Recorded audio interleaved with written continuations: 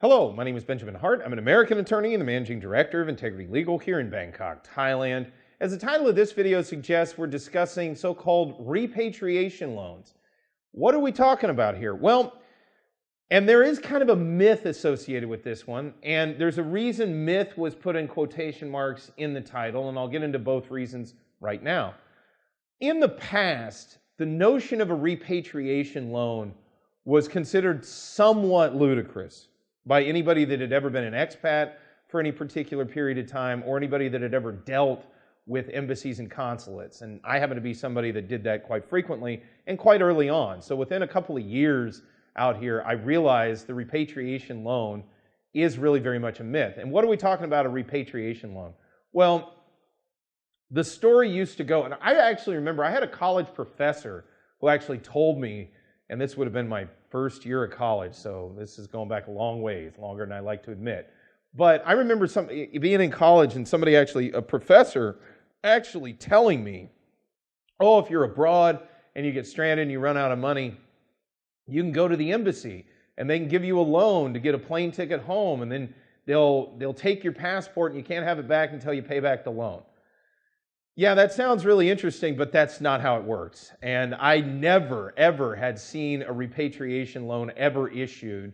Folks that I had ever spoken with from Department of State would talk about it like, oh yeah, that's like a great white buffalo or a unicorn or something. They just doesn't happen. Now, the reason myth in the title of this video is in quotation marks is because during COVID, they actually started doing it.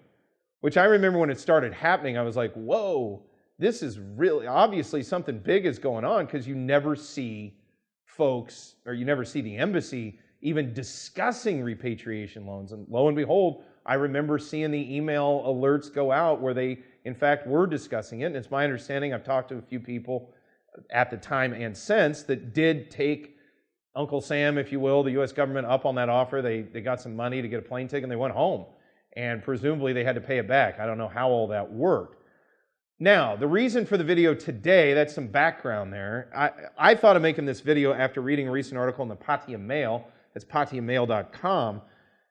The title is "The Worsening Trend of Brits Unable to Pay Their Bills in Thailand."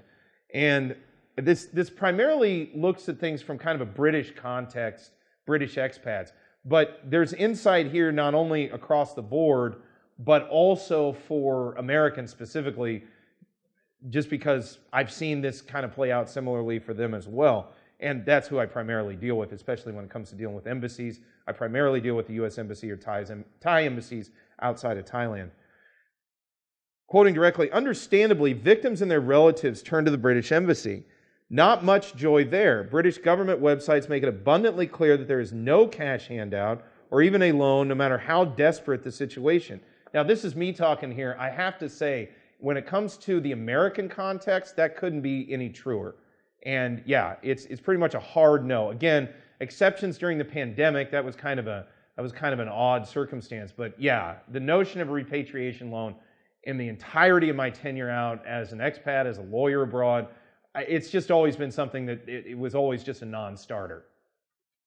Quoting further, "Diplomatic Post will offer a list of hospitals, translators, and morticians, and even phone relatives with the bad news. But there is a concrete zero budget for hard luck stories, no matter how grim. To be fair, other embassies sing from the same hymn sheet, Yeah, that's a fair point. The Americans, it's going to go the same way there too. Very similar. Quoting further, "Although a few, notably the Norwegian, offer far better counseling and care." Well, I can't really speak to that. I will say, I found the American Citizen Services folks over the years to be pretty good at their job. I mean, in fact, very good at their job. I've never seen them remiss in their diligence or in their assiduousness. But at the same time, again, there's really no budget out there for any type of repatriation loans. I would love to know the budget behind the repatriation loans during the pandemic. I suspect it probably emanated from the CARES Act, although that's speculation on my part. I haven't really ever dug into that. But yeah, up until then, I'd never seen it. When I saw it, it caused me to become flabbergasted. And then in the aftermath, I'm sitting here saying, I highly doubt we're going to see that happen anytime soon.